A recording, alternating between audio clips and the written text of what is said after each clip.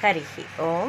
వీక్షకులారా, యద్యదాచరతి శ్రేష్ఠ అంటూ సమాజంలో శ్రేష్ఠులైన వారినే నాయకులుగా సమాజం అనుసరిస్తుంది అంటుంది గీత.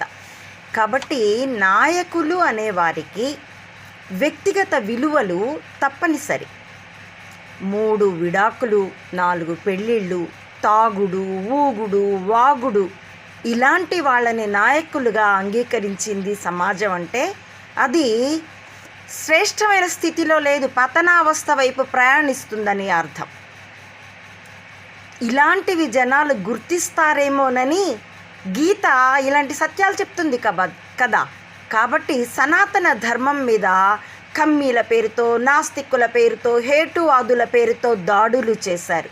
ఎందుకంటే సత్యం ప్రజలకి కనబడకూడదు గనుక, ప్రజలు సత్యాన్ని గ్రహించకూడదు గనుక. ఇది ధర్మం మీద దాడండి, మతం మీద